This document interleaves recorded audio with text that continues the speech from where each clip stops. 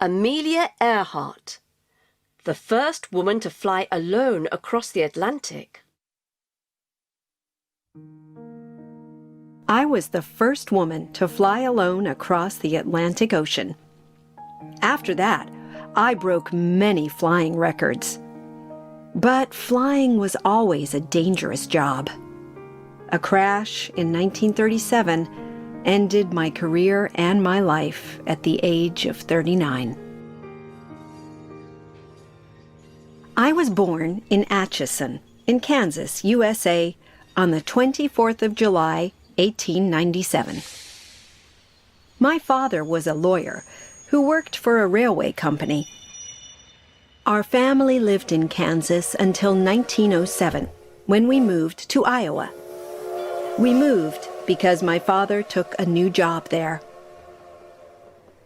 I was with my father when I saw an aircraft for the first time. That was in 1908, only 5 years after the first heavier-than-air machines had flown. The owner of the aircraft offered to take people for short pleasure flights. My father asked me if I wanted to take a flight with him. I looked at the aircraft, which was made of wood and wire and cloth. It looked very dangerous to me, so I didn't accept the offer. In 1915, our family moved to Chicago, and I finished high school there the next year. In that year, 1916, most of Europe was fighting in the First World War. America wasn't fighting that year, but Canada was fighting with Britain against Germany. When I visited Canada that year, I visited an army hospital. The soldiers in the hospital were badly hurt. Their bodies were injured, but often their minds were injured too.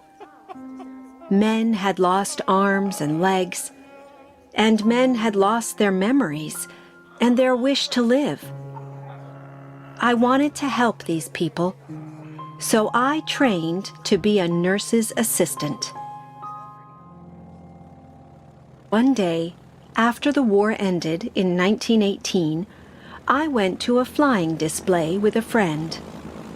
A pilot who had flown in the war did some stunt flying. He flew very low over our heads in his little red aircraft and did dangerous tricks. This time, I thought the flying machine looked exciting, not dangerous. It seemed to speak to me as it flew over us. I remembered that aircraft for many years afterwards. The next year, I had a serious health problem. My sinuses became infected. As a result, I had bad headaches, pains in my head. During the next few years, I needed surgery on my sinuses. This happened several times, but the surgery didn't help much. My parents decided to move to California. One day, when I was staying with them, my father asked me to go to an air display with him. The date was the 28th of December, 1920, and that was a day that changed my life. A pilot called Frank Hawks offered to take me on a pleasure flight. The flight lasted for only 10 minutes, but by the time the aircraft had reached a height of 70 meters, I knew that flying was my future. I also knew that I needed money for flying lessons. In fact, I needed $1,000. My mother gave me some of the money. My first flying lesson was at Kinner Field, near Long Beach. Anita Snook was my flying teacher. She was one of the first American woman aviators. Flying at that time was still a new and dangerous hobby, but I enjoyed my lessons. Within 6 months, I'd bought my own aircraft. It was a second-hand Kinner Airster biplane, which I called the Canary. On the 22nd of October, 1922, I flew my aircraft to a height of 4,300 meters. That was a new world record for altitude by a female pilot. Soon there were other flights, and in May 1923, I earned my pilot's license. So I was a qualified pilot, but not a very experienced one. Pilots with more experience sometimes warned me about taking risks. They thought that I was careless, and perhaps they were right.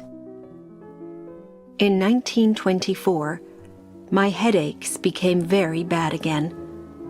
They were so bad that I had to stop flying. I sold my aircraft and I bought a car. I called the car the Yellow Peril because of its color. My mother and I drove across the USA in that car. We drove from Los Angeles to Boston.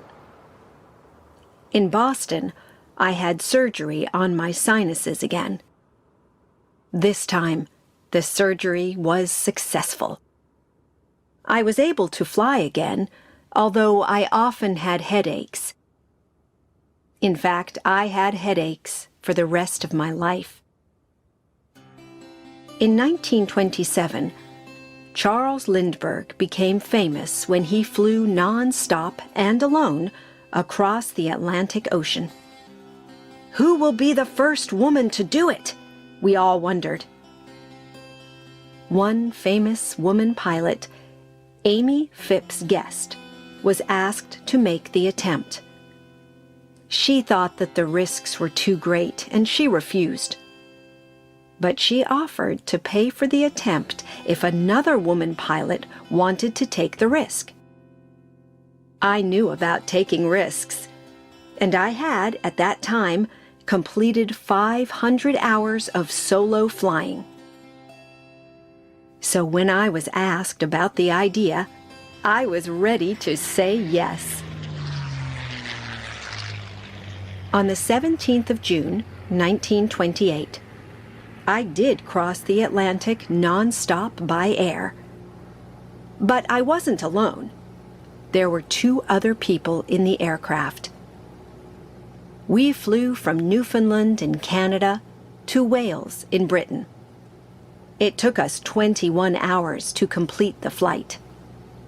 I didn't fly the aircraft on that trip. I made notes about the flight while the others controlled the machine. But I made a decision. Next time, I'll be the pilot, I told myself.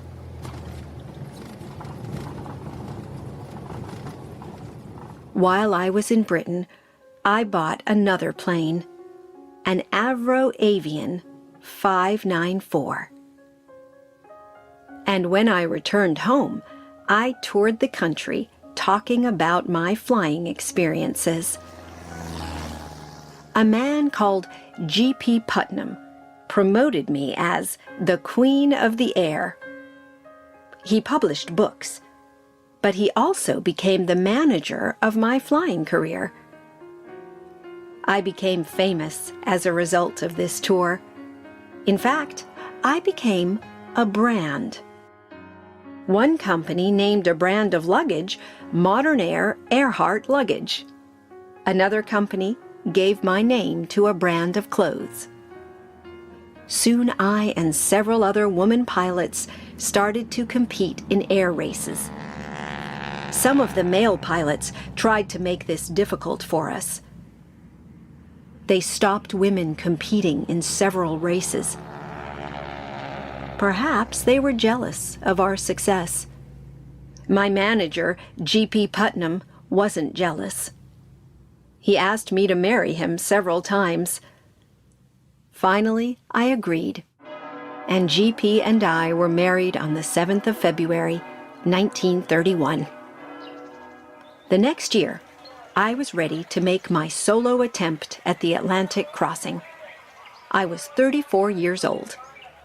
On the 20th of May, 1932, I took off from Harbor Grace in Newfoundland, and 15 hours later, I landed near Derry in Northern Ireland. I'd succeeded in my ambition. I was the first woman pilot to fly solo and non-stop across the Atlantic. As a result, the American government gave me a medal, the Distinguished Flying Cross. The French government gave me a medal too. I attempted other records after that. I made the first solo flight from Hawaii to California, and then a flight from Los Angeles to Mexico City. And after that, I flew from Mexico to New York. Could a round-the-world trip be next? I wondered. Other people had flown round the world, but I wanted to do it by the longest route. This meant following the equator, the widest part of the planet, for most of the journey. In 1935, my husband and I moved from New York to California. GP left his job with his family's publishing company because he wanted to work for a film company in Hollywood. In California, I did some work at Purdue University, talking to women students about their careers and supporting their ambitions. And the university decided to support my ambitions. People at the university helped to pay for my round-the-world record attempt. A Lockheed 10E Electra was the aircraft that I chose for this flight. The Lockheed company put extra fuel containers in the aircraft for me, but this flight couldn't be non-stop. I needed to land for refueling and rest in a lot of places. And I chose to take 2 navigators and an engineer with me on the flight. I wanted to fly the aircraft myself, but I needed to take people to help with navigation and repairs. I planned to leave these people at the refueling stops and fly the last part of the journey alone. In fact, my first attempt to fly round the world failed. The aircraft was damaged during takeoff for the second stage of the flight. But it was possible to repair the damage, and on the 1st of June, 1937, I set off again. This time, I took only one person with me, my navigator, Fred Noonan. We flew in stages to South America, to Africa, to India, to Southeast Asia, and then to Australia. We'd completed 35,000 kilometers when we arrived in Lae, in Papua New Guinea. On the 2nd of July, 1937, we took off again. We were trying to reach Howland Island. From there, I planned to fly on to Hawaii, and then to California. Howland Island was only 2,000 meters long and 500 meters wide.